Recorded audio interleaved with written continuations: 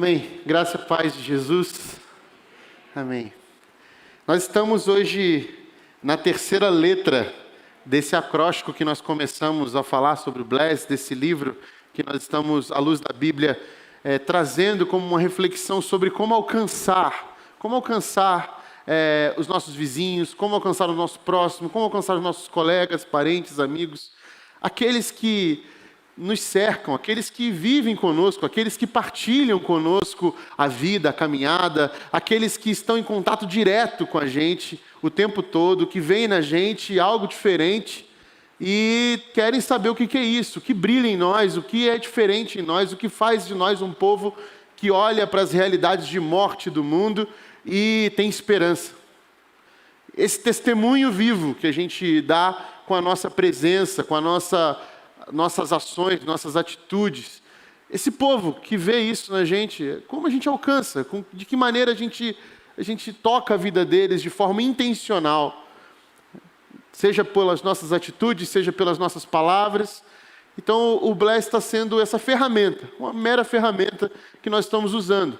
E nós já falamos sobre buscar em oração, orar por aqueles que nós sentimos que temos uma responsabilidade de dar a boa notícia do Evangelho de Jesus.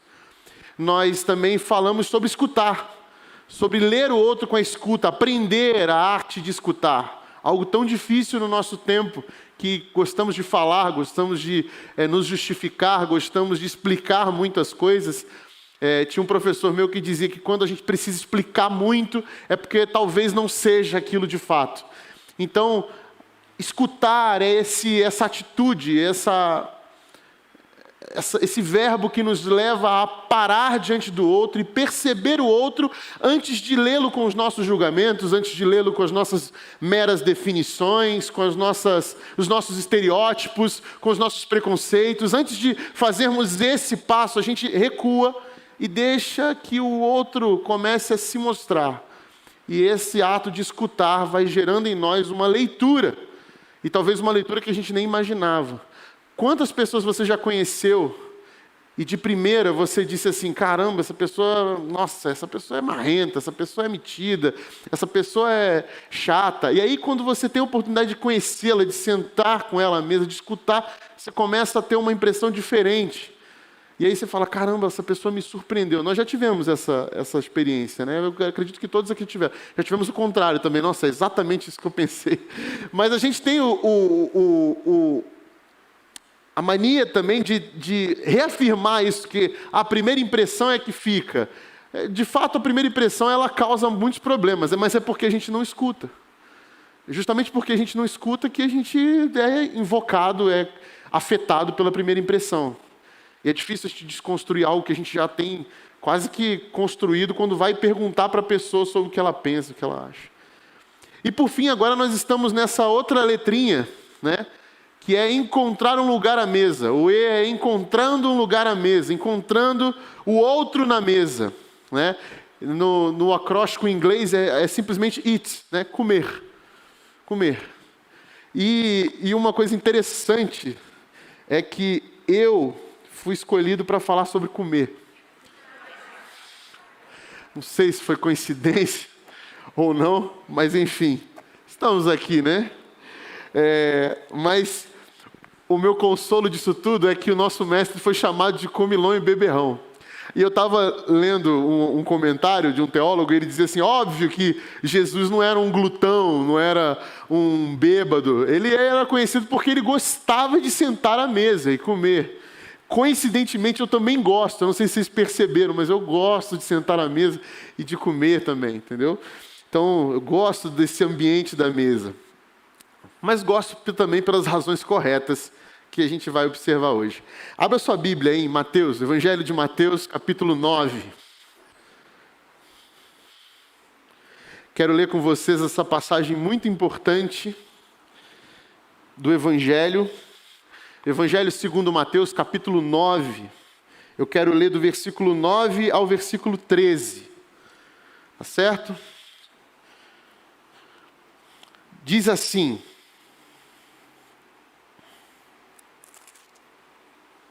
Saindo Jesus, viu um homem chamado Mateus, sentado na coletoria, e disse-lhe: siga-me.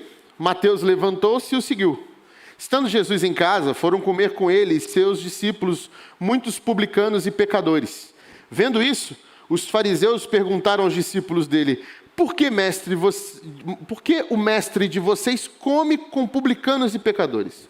Ouvindo isso, Jesus disse: não são os que têm saúde que precisam de médico, mas sim os doentes.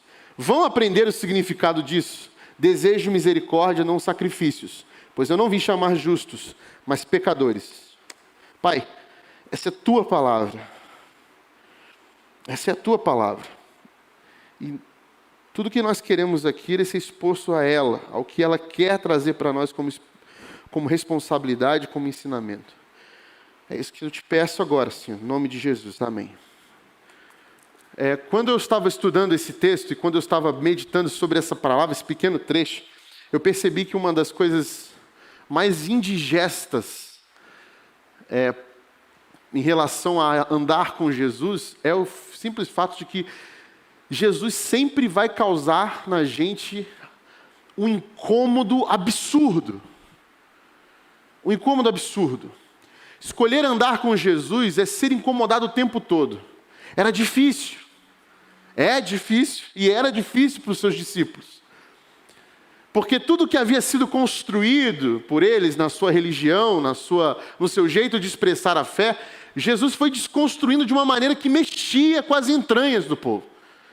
Não é tranquilo. Não é de boa. Porque Jesus ele vai causar na gente. Sempre e constantemente. Se a gente está muito de boa com Jesus, é porque a gente, na verdade, não está andando muito com Jesus. Está andando com uma imagem de um Jesus que a gente criou. Porque constantemente o mestre ele vai provocar a gente de uma maneira que a gente vai ficar assim, isso é muito difícil. Esse discurso é difícil, é duro. Então assim, a primeira coisa que a gente vê nesse texto em relação às mesas que Jesus montava, é que ele montava mesas com pessoas que não eram aceitas socialmente. Pecadores, na época de Cristo, era um termo muito abrangente, era usado para todo tipo de gente que não se encaixava socialmente, não só no meio religioso, tá bom? Então a gente tinha aqui a situação de Mateus, e é interessante que Mateus está contando a história dele, né, de como ele foi chamado aqui nesse livro, né? Então é bonitinho que Mateus falando assim, então estava um homem chamado Mateus sentado lá, no caso eu, né, que era publicano, era cobrador de impostos, né? Um povo totalmente indigesto para o povo judeu, principalmente para o povo da religião, para o povo da igreja. A galera não curtia esse povo aqui. Não só a galera da igreja não curtia, mas a galera do povo judeu não curtia, por quê? Porque era um povo traidor, considerado traidor, porque eles trabalhavam para o Império Romano, cobrando imposto para o Império Romano do seu próprio povo. E o Império Romano, com muita estratégia inteligente, usava gente do próprio povo para cobrar impostos para Roma. E esse povo, que eram os publicanos, que lucravam com isso, eram judeus também, tirados do meio do povo. Não era uma galera bem vista. Não só porque eram pessoas também que se aproveitavam disso. Porque eles cobravam os impostos e os romanos, para sujar a mão deles também, não deixar que, eu estou fazendo isso porque Roma está me falando para fazer, é um trabalho como outro qualquer. Aí Roma fazia o quê? Dava uma porcentagem para eles. E eles eram homens que tinham dinheiro, por isso. E o povo judeu sabia disso, e ficava irado, como esse povo traidor está fazendo isso? De repente Jesus está com esse povo, e não com os fariseus. E quem são os fariseus? O povo entendido da lei, o povo que entende, leu a lei, leu a Torá, sabia tudo, sabia sobre os profetas, as profecias, seria o povo da igreja. Então, o que me causa indigestão aqui nessa mesa de Jesus é porque assim, quando você vai se reconhecer aqui, se a gente pudesse categorizar o povo, a gente se reconhece como povo fariseu, nós somos os fariseus aqui. O povo que sabia da doutrina do Messias, sabia de tudo, ia na igreja, nos domingos, aqui no caso dos sábados. E é como se, vamos imaginar a cena, é como se nós tivéssemos preparado aqui na nossa igreja, na nossa sede, um grande culto para receber Jesus. para receber esse Jesus. Para ele vir falar aqui, ser o preletor, o congresso que Jesus seria o preletor. É como se eles estivessem querendo que Jesus fizesse parte de quando a gente estivesse aqui, ó. Vamos, hoje quem vai pregar aqui? Jesus vai pregar aqui hoje. E aí dá o horário, dá 10h30, Jesus não aparece, os caras, cadê Jesus, cara? Não veio, Jesus não veio. Aí sai aqui na rua, sai eu, Fábio, Alão, Cirilo, e agora, cara? Aí a gente olha, o cara está num boteco ali, meu, sentado. Todo mundo comendo, bebendo, e Jesus lá no meio, comendo um frango a passarinho. E aí os caras sentados no redor dele, conversando, rindo e tal. Aí a gente chega e fala, Jesus, o que você está fazendo aqui, cara? A igreja é ali do outro lado. Aí Jesus meio que ignora, continua comendo lá, tal. Desce um ovo de codorna aí, aperitivo, tal. E a gente, caramba, aí eu viro para um cara que está do lado, você que segue Jesus aí, faz a agenda dele aí. Deixa eu falar um negócio para mim, cara. Jesus gosta de ficar comendo com esse tipo de gente aqui, esse povo aqui, enquanto a gente está ali querendo fazer um culto e tal.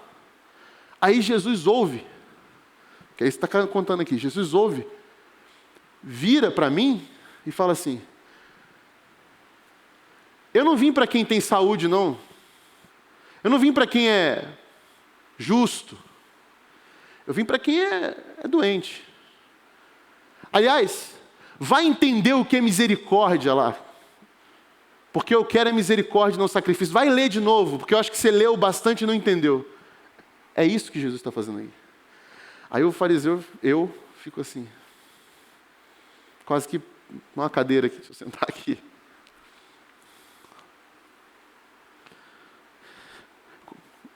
A ilustração que o livro coloca é muito interessante. Ele fala que é como se ele imagina Jesus com a boca cheia de comida, virando. Vai entender aí, ó, o que é misericórdia, que você não leu direito a palavra de Deus. E não é que Jesus está querendo dizer que, tipo assim, vocês que estão aqui dentro são tudo saudável, justo. Jesus não está querendo dizer isso. Ele está dizendo assim, vocês que se acham saudáveis, eu não vim para vocês que se acham saudáveis e justos. Eu vim para esse povo aqui. Então, quando vocês se reconhecerem aqui, quando vocês sentirem na pele igual esses aqui, aí sim nós vamos conversar, vai entender o que é misericórdia. Ler esse texto e entender que eu estou nesse lugar dos fariseus, é me jogar no chão e falar assim, caramba, cara.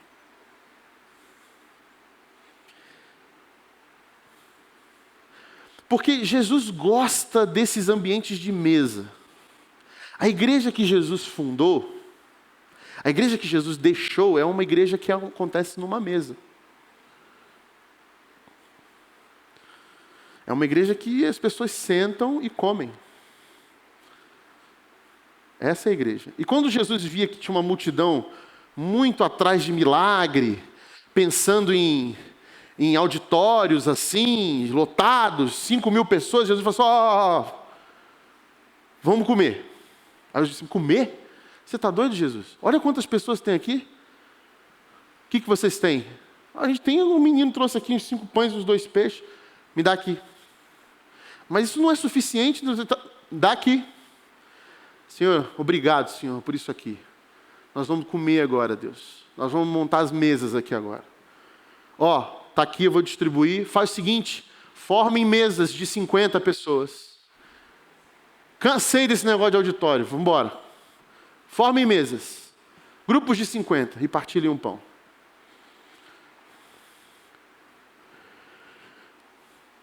Toda vez que Jesus queria ter com alguém em especial, ele chamava, vou para sua casa. O primeiro milagre de Jesus é numa festa de casamento. O que ele faz? Ele transforma água em vinho.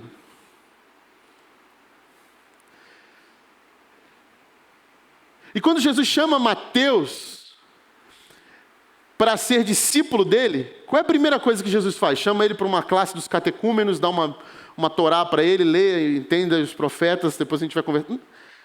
Ele vai para a casa de Mateus. Siga-me. Aí Jesus chamou um cara para seguir ele. Aí Mateus, tá bom, eu sigo. Agora eu vou na sua casa. Alguns iam dizer, nossa, que folgado, né? Eu vou na sua casa agora. E ó, faz o seguinte, chama todo mundo, todos os seus amigos. O que está acontecendo na casa de Mateus aqui é uma festa com a galera que os fariseus virou a festa do caqui, isso aqui é uma bagunça. Cadê Jesus? Cadê a liturgia? Cadê a liturgia?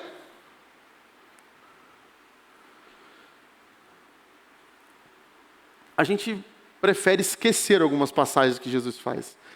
Mas Jesus gostava desse lugar da mesa, esse lugar informal, porque ele sabia que nesse ambiente da mesa é o ambiente que nós nos vulnerabilizamos, é onde nós baixamos a guarda, é onde nós colocamos ali a verdadeira face de quem é. A mesa é o lugar mais difícil de você se mascarar. No meio animal, no reino animal, os predadores esperam o quê? A sua presa ir beber água, ir comer. Porque é nesse momento que a guarda baixa. O nosso organismo, por exemplo, eu não sou médico, eu não sou grande experiente, mas o nosso organismo, ele foca na digestão quando a gente está comendo. Tudo está ali focado na digestão. Então as pessoas falam assim, ó, cuidado, quando você não vai comer e depois vai fazer exercício, pode passar mal. Porque tem esse lance do organismo estar focado naquilo que está acontecendo. Estou me alimentando, então está tudo aqui, foco nisso. Por isso que as pessoas falam, coma devagar. Às vezes a gente come acelerado. Eu sou um cara que come rápido. E às vezes isso faz mal para a gente. Por quê? Porque é um momento que você está focado naquilo. Então o seu organismo está investindo naquilo. Mas a gente não vai nessa parada. A gente come em pé às vezes, está atrasado, não tem tempo. Nem forra a mesa. Bota de ladinho a toalha. Quem já fez isso? Forra a mesa só um pouquinho para sentar, né? Só no cantinho come. Aí às vezes vai comendo no carro. Vamos, estão atrasados. Nós não paramos, nós não acordamos com antecedência. É difícil. Tem gente que faz isso. A minha esposa é uma que adora fazer. A minha esposa, quando ela estava dando aula lá em São Paulo, ela dava aula, o primeiro horário dela era 7h30. A gente estava perto da escola que ela dava aula. Ela ia andando, dava 10 minutos andando no máximo, não estourando. Ela acordava 5h30. Eu vi ela sendo 5h30 da cama, eu falei assim, meu Deus, já são 7 horas. Não, são 5h30. Ela acorda. Comercial da margarina, ela espreguiça. Toma um banho, sai. Põe uma música tocando. Forra a mesa inteira. Só ela, não tinha Alice, não tinha Nalu. Era só eu e ela. E eu estava dormindo. Forra a mesa inteira, põe o prato, põe a xícara, põe o pão, senta, ouvindo a música, toma um café, levanta, escova o dente, tchau amor, tchau, sai. Eu trocava tudo isso por mais 2 horas de sono. Mas ela fazia isso. Ela falou, eu gosto de fazer assim. E ela está certa. Mas quem está disposto a trocar 2 horas de caminho por uma mesa arrumada para você comer sozinho? Para quê? Porque é importante. E a mesa é esse lugar da vulnerabilidade, onde a gente se coloca ali.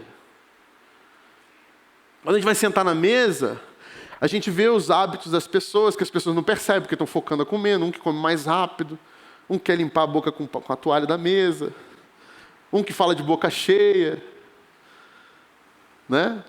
Nem na pandemia a gente conseguiu esconder isso, porque na hora da comida a gente tem que tirar a máscara, a gente baixa a guarda. A gente está vulnerável.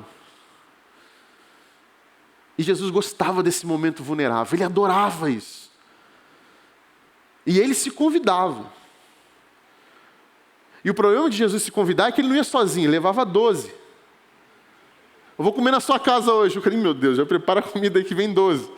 E tem uns caras que comem nessa turma de Jesus, hein? E a mesa era esse lugar de encontro importante, onde Jesus escolhe, por exemplo, 2 lugares importantes, 2 momentos importantes, um para falar da sua morte e um para falar da sua ressurreição. E esses 2 momentos acontecem ao redor da mesa. Um lá, quando ele vai e junta a galera para a última ceia e fala, olha só, e ele é onde ele diz, por exemplo, como ele queria ser lembrado pelos seus discípulos, é na mesa, e é com o alimento, e é com a bebida. Jesus não está dizendo assim, olha só, isso aqui que vocês vão fazer em memória de mim, ele não está dizendo que é só a ceia, o pão e o cálice, ele está dizendo isso aqui tudo. Façam em memória de mim. O que é para fazer em memória de mim? Se juntem à mesa, partilhem o pão, deem graças pelo pão, partilhem o cálice. Lembrem que ele é o meu corpo, ele é o meu sangue, mas façam isso tudo aqui. Ó. Se juntem com os seus discípulos ao redor da mesa, em memória de mim. Quando a gente agradece nas refeições, é para fazer em memória de Jesus. Por quê? Porque a refeição é uma hora sagrada? É sagrada por quê? Porque tem pessoas ali, possíveis corações sagrados na sua frente, para a gente tirar as sandálias e pisar neles. E depois, na ressurreição, Jesus quer falar com os seus discípulos, Jesus quer resgatar Pedro, por exemplo. O que Jesus resolve fazer? Vamos fazer um churrasquinho na beira da praia. Pega uns peixes, coloca na brasa, uns pãozinhos, faz um McFish, chama a galera. Tem uns peixes aqui, vamos comer. Aí Pedro olha, eu acho que eu conheço aquele cara. Vocês estão pescando errado, já falei para vocês, é do outro lado. Aí joga. Aí Pedro, é Jesus, pô, já mergulhou, nem esperou o barco chegar, foi nadando, sentaram na mesa, comeram, e ele fala da ressurreição. Ele chama Pedro, ele fala, Pedro, você me ama? Eu te amo, Senhor, então apacenta as minhas ovelhas, pastoreia as minhas ovelhas. Nesses lugares icônicos, nesses momentos icônicos, nesses momentos singulares do ministério de Jesus, Jesus estava à mesa. A mesa é esse lugar importante e sagrado que Jesus escolheu para fazer a sua igreja. É esse lugar.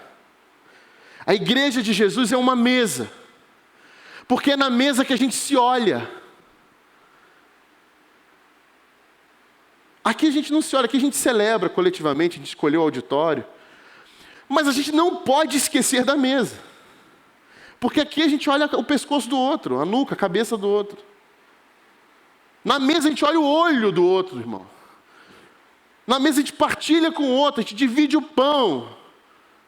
Você não tem como pagar, eu tenho como te dar, eu partilho, a gente está igual. Não é uma coisa de cima para baixo. De cima para baixo é que eu faço aquela caridade, eu entrego. A gente faz isso, né? A gente entrega, dá comida para o morador em situação de rua. E a gente dá comida para ele e vai embora. O que Jesus chama para a gente fazer? Compra um lanche para ele, um para você e senta do lado dele. E come com ele. É isso.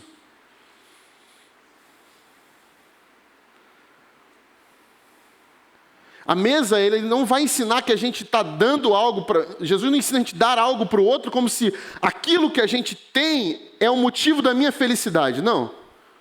Porque quando a gente faz isso, a gente está dizendo para o outro assim, eu tenho aquilo que vai te fazer feliz. E é isso aqui. Não. Quando a gente ajuda o outro, a gente ajuda no sentido de trazê-lo e dizer assim, você é como eu. E nós vamos comer na mesma mesa agora. Não é só as minhas posses, aquilo que eu tenho, aquilo que eu conquistei, aquilo que fui privilegiado por ter, que me faz melhor que você. E agora eu estou te dando. Não. Vem cá, vamos comer.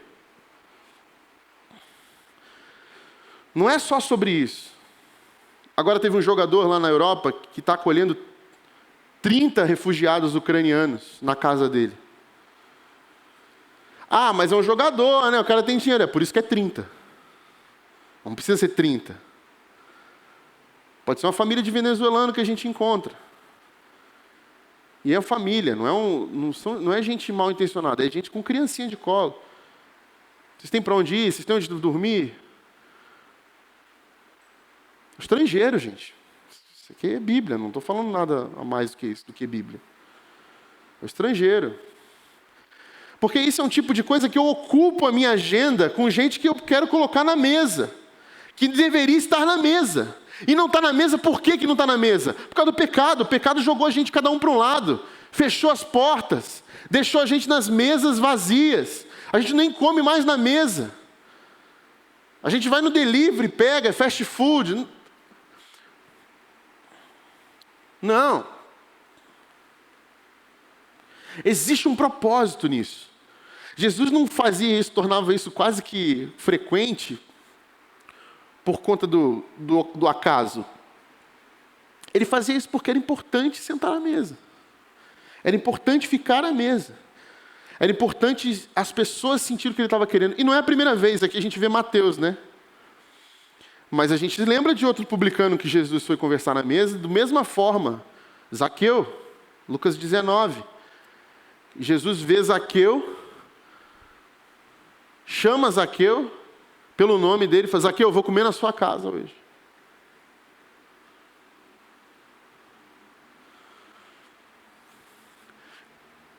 E quando ele chama Zaqueu para comer na casa dele, o que é bonito ali é que Zaqueu, ok, vamos lá, todo mundo. Sentou na mesa, devia estar rolando um churrasco que Zaqueu mandou fazer para todo mundo. Sem carne de porco, porque era todo mundo judeu. Sentamos lá, conversando, todo mundo conversando, e nesse momento Jesus olha para Zaqueu. E o problema é que o olhar de Jesus para Zaqueu não é um olhar simples.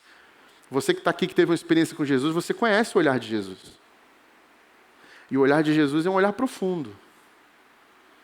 E quando eu me vulnerabilizo na mesa, diante de Jesus, diante do outro, e eu recebo esse olhar, ali algo acontece. Que não está aqui nos evangelhos. Lucas 19 não relata. Mas algo aconteceu, porque Zaqueu vira para Jesus e fala: eu entendi, Jesus. E eu vou distribuir metade de tudo que eu tenho para os pobres. E Jesus, também vou fazer o seguinte: se eu extorqui de alguém, se eu roubei de alguém, eu vou dar 4 vezes mais para isso. Por que ele está fazendo 4 vezes mais? Por que tão específico? Porque isso era a lei. A lei dizia que se você roubasse alguém, você deveria ressarcir em 4 vezes mais aquilo que você roubou. Então ele está dizendo: eu vou cumprir a lei, mas eu sei que eu fui alcançado pela graça. Eu vou dar metade de tudo que eu tenho para os pobres. É super abundante, é para além. E algo aconteceu ali, porque Zaqueu fez isso. E Jesus simplesmente olha para ele, comendo a sua comida, bebendo o seu vinho, e vira para Zaqueu e fala: Zaqueu, hoje chegou salvação nessa casa. Hoje entrou salvação nessa casa. Hoje aquilo que era escuro aqui dentro foi iluminado. Aquilo que era tenebroso foi dissipado. Porque o seu coração entendeu o que é a mesa. O seu coração entendeu essa salvação. Zaqueu não cumpriu nenhum protocolo que a gente está acostumado a fazer. Ele não disse assim: Senhor, Tu és o Senhor. Verbalizou isso. Ele não verbalizou isso. Senhor, eu reconheço, eu aceito. Não, ele simplesmente olha para o Cristo e, sem verbalizar nada além do que eu entendi, eu preciso dar tudo que eu tenho, metade de tudo que eu tenho para os pobres, e 4 vezes mais a quem eu extorqui. E com essa atitude, Jesus diz para ele: você entendeu, agora sim entrou salvação nessa casa. Essa entrega de Zaqueu é uma entrega que é salvífica, é salvadora. Por quê? Porque ele está dizendo: eu já tenho tudo que eu preciso agora. Eu busquei no dinheiro, eu busquei no poder, eu busquei na fachada, na superfície, algo que pudesse satisfazer o meu eu. E fugi da mesa das relações, fugi do encontro que faria com que eu fosse completamente saciado. E agora eu o encontrei. É Ele, o Mestre, é tudo que eu preciso. E eu tenho tudo que eu preciso agora, eu não preciso de mais nada. Aquilo que eu busquei não faz sentido. Então eu vou devolver 4 vezes mais do que eu roubei e vou distribuir a metade da minha fortuna para os pobres, porque eu estou satisfeito. E quando você está satisfeito, a mesa não é um lugar para saciar a sua fome, é um lugar de divisão, de partilha. Nós não vamos sentar à mesa para consumirmos, nós não vamos sentar à mesa para saciar a minha fome, nós vamos sentar à mesa para partilhar. Não é sobre o quanto queremos comer, é sobre o quanto queremos repartir. A mesa é o lugar onde nós todos somos iguais. A mesa é o lugar onde nós nos colocamos vulneráveis. E a mesa é o lugar de partilha. É por isso que Paulo escreve, dizendo aos irmãos da igreja, dizendo assim: olha, vocês estão indo para a mesa da ceia, estão comendo e não estão pensando nos outros. Calma, deixa os pequeninos chegarem, deixa esses que estão chegando. A mesa não é para saciar a sua fome, a mesa é um memorial. A mesa das refeições é um memorial. Esse povo que se chama pelo nome de Jesus, os cristos, os cristãos, os pequenos cristos, esse povo senta à mesa em memória de Jesus. Porque é na mesa que a salvação entra. Como assim, Rodrigo? Porque a lógica da mesa do Evangelho é essa de percebermos que somos todos iguais, carentes do pão. E o pão é Jesus que nos satisfaz. É na mesa que nós somos revelados ao Cristo. É na mesa que nós encontramos o Cristo. Do que você está falando, Rodrigo? Eu estou falando do Evangelho. Eu estou falando dessa didática de Jesus incrível. De num simples ato cotidiano que nós fazemos 3 vezes ao dia, ser redentor para as nossas relações de amor e de afeto.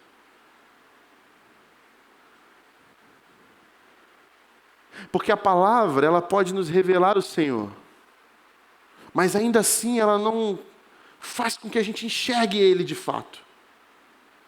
Não é isso que acontece em Emaús? No caminho para Emaús? Eles são expostos à palavra. O próprio Cristo faz uma exposição, uma pregação expositiva. Vocês não entenderam o que a palavra diz? É isso, isso, isso. E eles não viram Cristo ainda. E quando é que eles veem o Cristo? Quando eles sentam à mesa. E quando Jesus parte o pão. Quando dá graças. E os olhos deles se abrem e veem Jesus. E Jesus some. E aí um vira para o outro e fala: não queimava o nosso coração enquanto ele nos expunha a palavra, porque a palavra está revelando Cristo. Mas enquanto você não tiver uma experiência da mesa, do partir do pão, uma experiência presencial com o outro, com o olhar do outro, você vai continuar preso às Escrituras como um mero ensinamento, uma mera doutrina, uma mera lei.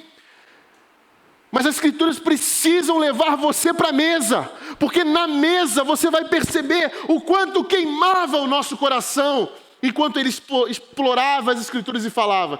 E aí as Escrituras vão fazer sentido, e aí eu vou olhar para elas pela ótica de Jesus, e não mais por uma ótica julgadora, tenebrosa, que separa pecadores de mim, que já encontrei a salvação e você tem a verdade e você não.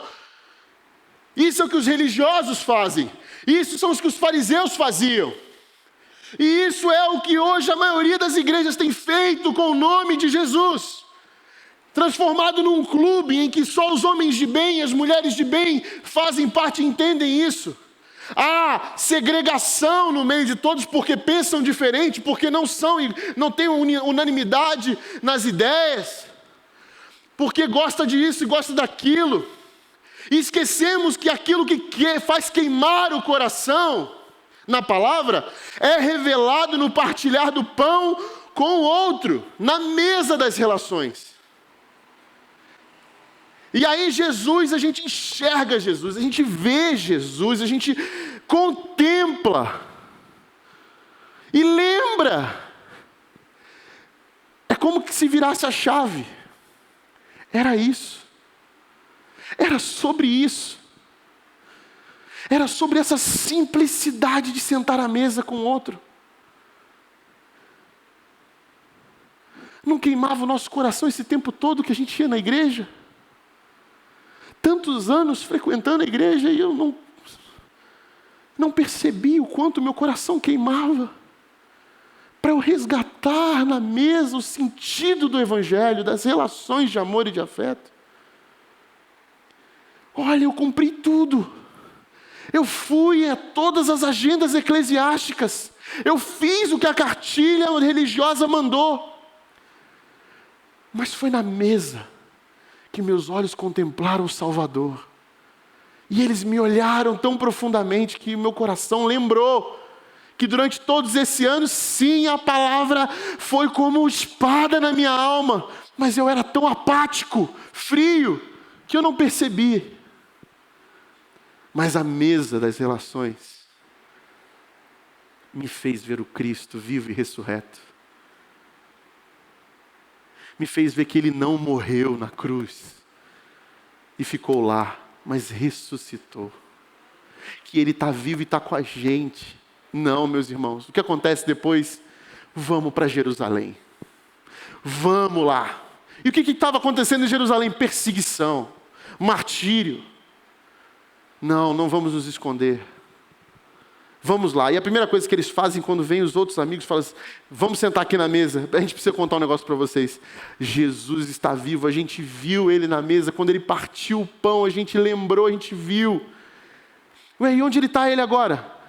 Dentro de nós. Porque depois que eu contemplo Cristo nas mesas, eu não preciso ficar contemplando Ele mais ali diante de mim, porque agora Ele está dentro de mim e eu posso montar mesas em que o Cristo se manifesta através de mim e em mim. E quanto mais mesas eu puder montar, eu vou montar para que o nome de Jesus e a salvação dele seja divulgada, proclamada. Esse encontro de olhares salva o nosso coração e salva aqueles que estão com a gente. Quem são esses? Você vai dar desculpas para mim. Quais são as desculpas que a gente dá? Eu não gosto de receber gente na minha casa. Tá bom, eu respeito você. Você não gosta de receber ninguém na sua casa? Deixa Deus trabalhar isso no seu coração, mas enquanto isso, não precisa ser na sua casa. Monte mesas em outros lugares. Monte mesas em outros lugares. Vai em restaurante. Vai nos barzinhos, vai nos botecos, vai na lanchonete, vai na mesa da praça de alimentação, no shopping, vai no café. Monte mesas. Ai, pastor, no barzinho, meu irmão, você é luz. Ilumina aquelas trevas, no nome poderoso de Jesus. Vai lá iluminar, traz luz para dentro daquela caverna. Não vai lá botar sua candeia embaixo da cama, não. Vai lá com o holofote. Senta lá, pô.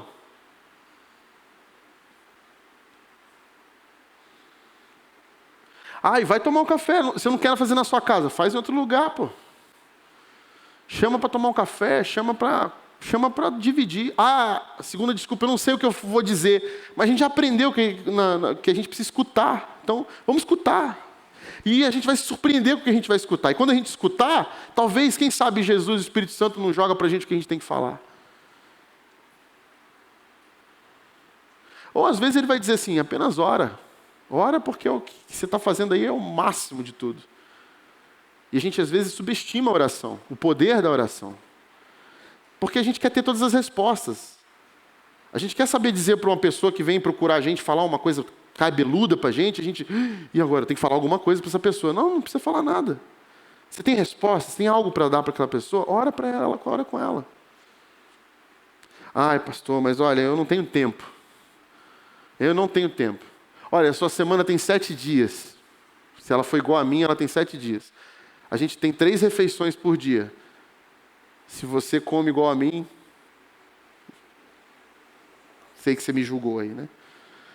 São 21 refeições por semana, certo? Matemática simples aí. 21 refeições que você tem por semana. Tira uma. Tira uma. Essa aqui vai ser a mesa da minha semana. Nesse dia, nessa refeição, é a minha mesa. Vou fazer isso em memória de Jesus. Vou me vulnerabilizar.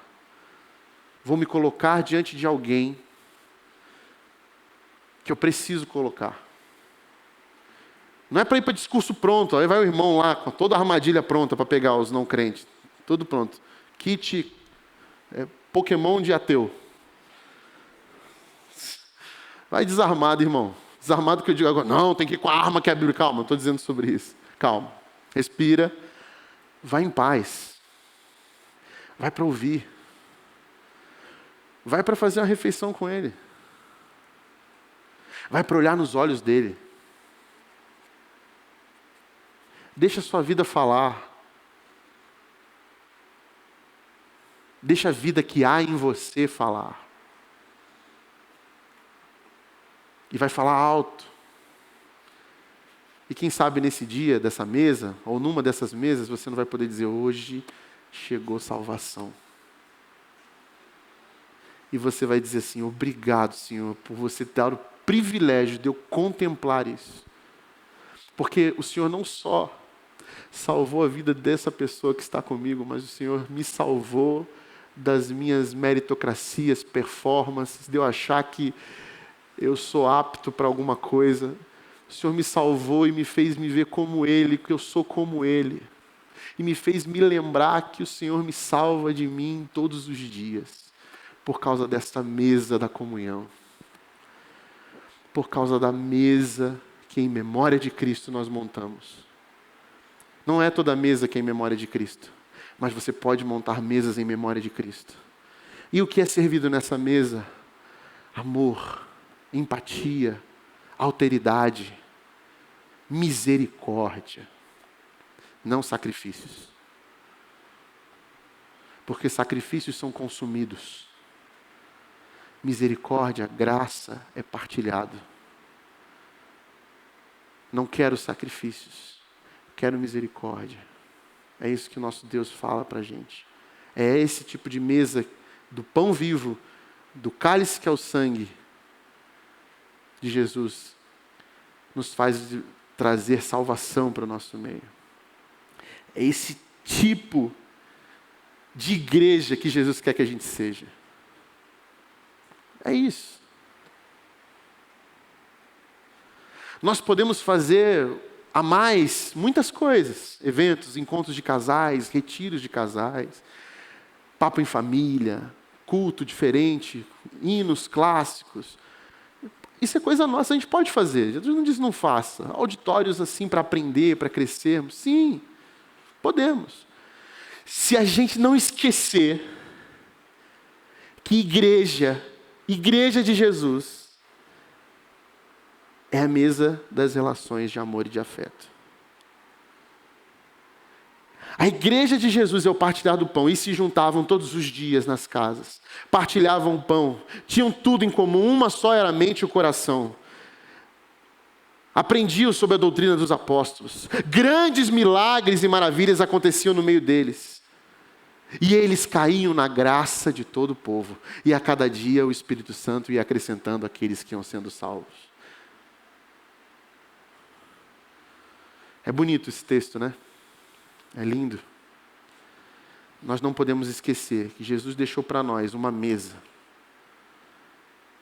Seu último encontro foi partilhar o pão com todos aqueles, inclusive os que iam negar ele, os que iam abandonar eles, os que iam trair eles.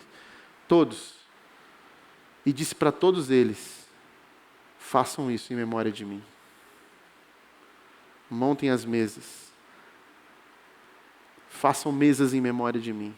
Nessas mesas, deixo que o pão vivo e o sangue redimam toda e façam banir toda a escuridão que existe ali. Para que a salvação entre nessa casa. Amém. Pai querido, obrigado, Senhor, pela Tua palavra, que é viva e eficaz para nos confrontar, mexer com as nossas entranhas e dizer para nós o que é essencial no Teu Evangelho. Essa mesa, Senhor, essa mesa de encontros, Senhor, nos ajuda a montá-las. Nos ajuda, Senhor, a trazer à memória aquilo que nos dá esperança. Essa mesa que é a Tua igreja, Senhor, que nos torna iguais, vulneráveis, que nos leva a partilhar tudo aquilo que recebemos de Ti. Essa vida mais que abundante. Ensina, Senhor, Teus discípulos aqui agora, a essência da Tua igreja, a razão de estarmos juntos, o motivo pelo qual montamos mesas. Muda o nosso olhar, Senhor. Muda a nossa ótica. para que a salvação alcance lugares que nós jamais poderíamos imaginar. Obrigado, Senhor, pela tua graça e misericórdia, e nos ensina cada dia mais sobre ela, sobre esse amor, sobre esse olhar indescritível que nos salva e nos liberta de nós mesmos. Nos ensina cada dia mais a sermos mais parecidos contigo e a montarmos cada vez mais mesas, plantarmos cada vez mais jardins para a sua glória, no nome de Jesus. Amém.